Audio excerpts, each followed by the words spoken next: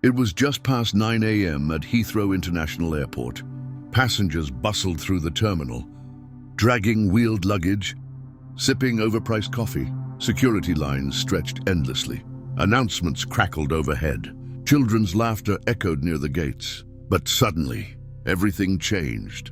A loud bark cut through the noise. Then another, and another, deep, urgent, unrelenting. Ranger, a 6-year-old K9 German Shepherd, trained in explosive and contraband detection, stood rigid near gate C23. His handler, Officer Neil Carter, tugged lightly at his leash, whispering the usual calming commands. But Ranger wouldn't budge. He was fixated on a woman, slender, mid-30s, dressed in neutral travel wear. Her hands clutched a bundled infant. In a powder blue blanket, she looked calm. Almost too calm. Passengers nearby paused. Some reached for their phones. A security supervisor began walking briskly toward the scene. "Ranger, heel!" Neil repeated, his voice lower now, but the dog wouldn't listen. He barked again, louder, more desperate. His sharp eyes locked on the infant. And that's when Neil felt it, the same cold shiver he'd felt once in Afghanistan, when his previous K9 partner had stopped a convoy moments before a buried IED. He stepped forward slowly, hand on his belt radio. Something wasn't right. "Ma'am, excuse me," Neil said, trying to mask the rising tension in his voice. "I need to speak with you for a moment." The woman turned. Her eyes flickered, just for a second. Calm turned to alertness, then back again, too quickly. "Is there a problem?" she asked, adjusting the baby's blanket over its head protectively. The baby didn't stir. "It's just a routine security check," Neil replied. Ranger continued to bark, louder now, his body shaking with strain. He tugged toward the woman, growling, a behavior he rarely showed, unless something was severely off. Other passengers backed away. A child started crying. "Ma'am, I'll need you to step over here." Neil gestured toward a more open space, between two kiosks. "And I'm going to need to check your baby." The woman hesitated. A flicker of something cold darted through her expression. "My baby's sleeping," she said firmly, holding the bundle closer. "I'm not comfortable with..." But she didn't finish the sentence, because Ranger lunged, snapping at the air, desperately trying to reach the child. Neil held him back with all his strength, but Ranger's message was crystal clear. This wasn't a sleepy baby. Something was terribly, horribly wrong.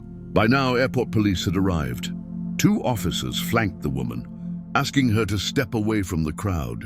She resisted, clutching the baby like a lifeline, but her protests quickly faded. As one officer reached gently for the bundle, Ranger stopped barking, but only because he was focused. Staring, watching, ready, Neil's heart raced. Ranger had only ever reacted like this once before, during a simulation drill, where a concealed substance had been sewn inside a teddy bear. Ranger had ripped the toy to shreds, before the handler even gave the command. The officer peeled back the top of the blanket. Silence fell like a stone. There was no baby. Not really. Inside the folds of soft fleece was a modified infant carrier, stuffed with dense padding, wiring, and something hard, encased in silver duct tape. It wasn't a baby. It was a device. "Get the bomb squad down here now," someone shouted into their radio. The woman's expression crumbled. And then she ran. Chaos exploded across the terminal. The woman bolted through the crowd, shoving aside suitcases and panicked travelers. Officers gave chase instantly, yelling commands, while the airport's automated security alarms began blaring. But it wasn't the officers who caught up to her first. It was Ranger. The K9 shot forward like a missile, leash still clipped to Neil's belt, dragging the seasoned officer a full 5 feet before the clasp snapped loose. Free now, Ranger closed the distance in seconds. She turned a corner toward an emergency exit, panting and screaming something in a foreign language.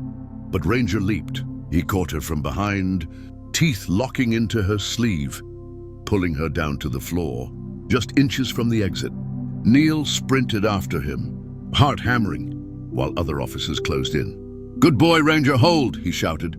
The woman thrashed, then froze, realizing the fight was over. Within seconds, she was restrained and handcuffed. The baby bundle, left behind on a bench, was quickly surrounded by bomb squad technicians in heavy gear. Passengers stared, stunned.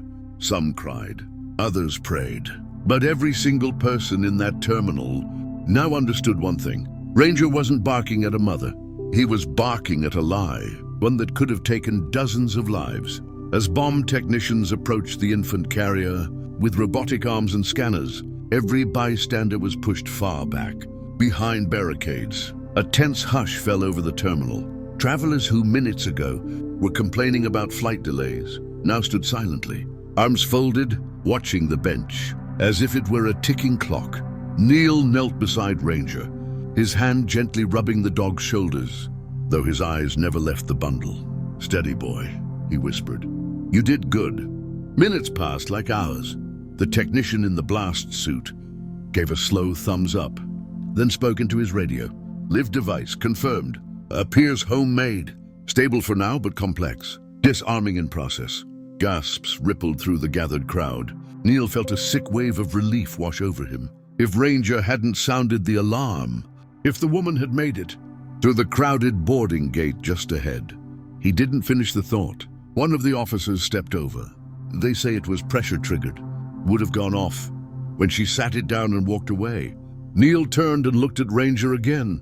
The dog stared back, chest still heaving. His eyes didn't leave the bundle. Back at the security office, the woman, now identified as Layla Dervan, sat handcuffed to a steel chair. Her once perfect ponytail now unraveled. She hadn't spoken a word since the arrest. Interpol hits came back fast. She wasn't a mother. She wasn't even British. She was an operative, suspected in 2 previous airport plots in Eastern Europe, both foiled at the last second. She'd slipped through borders, using fake identities, never leaving enough evidence behind to stick. Until now, under questioning, she said only one thing: "I knew the dog would give me away." They always do. The investigators didn't understand what she meant, but Neil did. It wasn't just training. Dogs like Ranger, real service K9s, they could feel what people didn't say. They smelled nerves, read heartbeats, picked up the tiniest hesitation, the wrong kind of stillness in a crowd. They didn't just see threats, they felt them. News vans parked outside within the hour. Footage of the incident had already made its way to social media. One clip, taken by a traveler, showed Ranger barking nonstop as officers closed in on the woman. By evening, hashtags were trending. Ranger the hero dog, Airport Angel, saved by Sniff. Neil watched it all unfold. From the K9 unit break room, a silver dog bowl sat untouched beside Ranger, who was finally curled up under a fleece blanket. "Not bad for a Tuesday," said Officer Julie Grant, handing Neil a coffee. Neil gave a tired chuckle. He didn't just stop a disaster. He saved a child's birthday, a couple's honeymoon, a soldier's flight home. Julie smiled, glancing at Ranger, and reminded the whole world why we trust dogs more than people. Neil didn't disagree. Outside, a small crowd had begun gathering, pressing against the glass walls. Children waved. Older folks clapped. Some placed their palms over their hearts.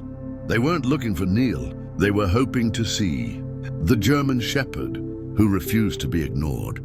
2 days later, in a quiet ceremony, away from the flashing cameras, Ranger was officially honored by the airport authority and local law enforcement.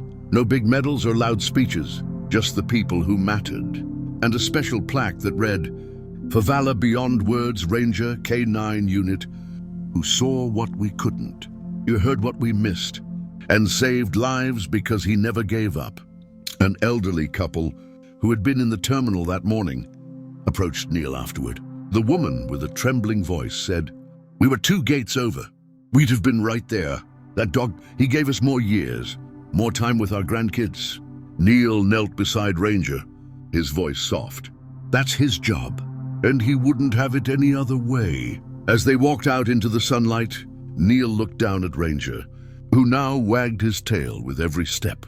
He wasn't just a canine anymore. He was a symbol, proof that heroes sometimes walk on 4 legs, with fur fangs, and hearts stronger than any badge. News of the incident spread like wildfire. Within 72 hours, the story had reached television screens. Across the UK, Canada, and the United States, elderly veterans called in to praise the K9. Retired officers wrote letters. Parents whispered thanks while tucking their children in at night.